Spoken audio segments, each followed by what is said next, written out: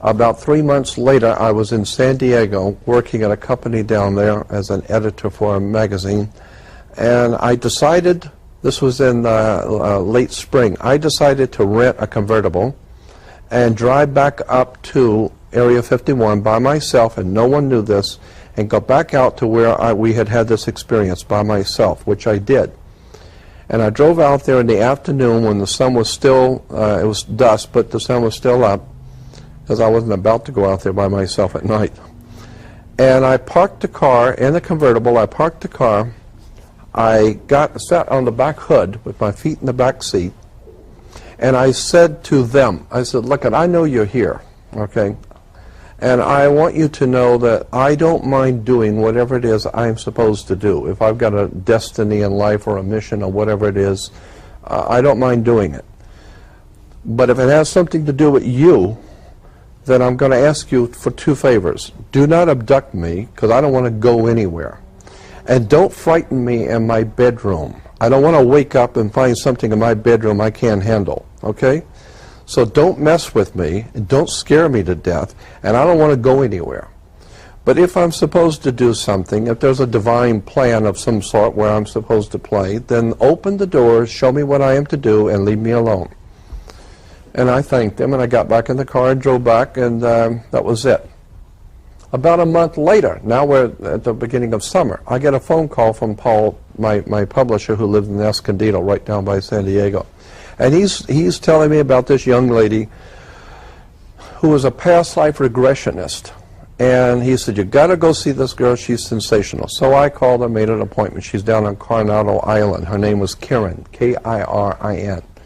And I went down to see Kirin, and she, being a very spiritually inclined, past life regressionist type of person, she has you lay on the table and take your rings off and your watch, and she's setting up the candles and lighting candles and doing some sort of a little ritual thing. And I'm just laying there watching her. I mean, Paul says she's great. We'll find out. And she's talking to someone. And I'm laying there watching her, and she's talking to someone. And I said, who are you talking to?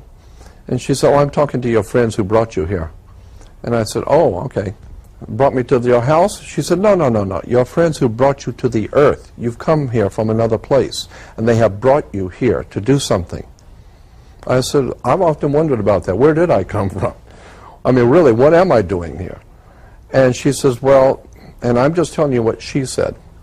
She said, they are Pleiadians, and they have brought you here to do something.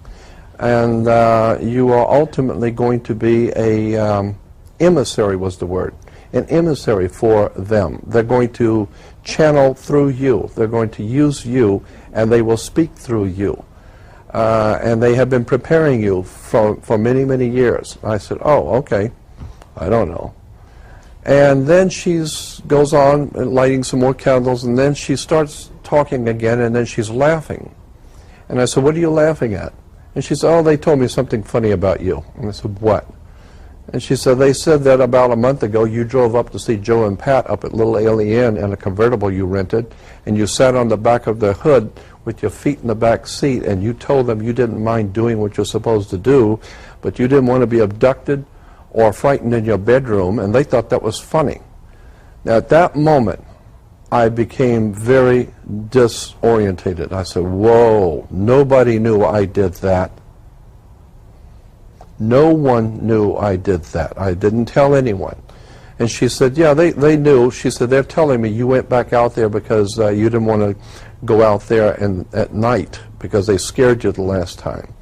But that you went out there and sat on the back of your car, and they thought that was funny. And I said, why would they see humor in a human being frightened? And she said, because if you knew who you really were, you know, that would sound kind of silly. And so I respected that.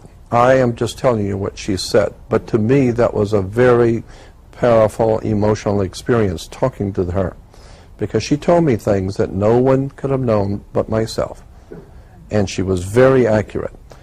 I'm just telling you this because I believe that there is, in point of fact, something going on in the world where, for a lack of a better term, extraterrestrial, alien, if you please. I don't like the word alien because I know what it means. extraterrestrial or other world intelligences, higher life forms, are somehow or another intermingling with us. I am totally convinced that that's been the case since day one. I have become obviously more convinced now. This is merely one experience of about 20 on that same level that I have had, which continues to drill home the point to me that there is some sort of a higher intelligence watching us. Who they are, I have my own suspicions.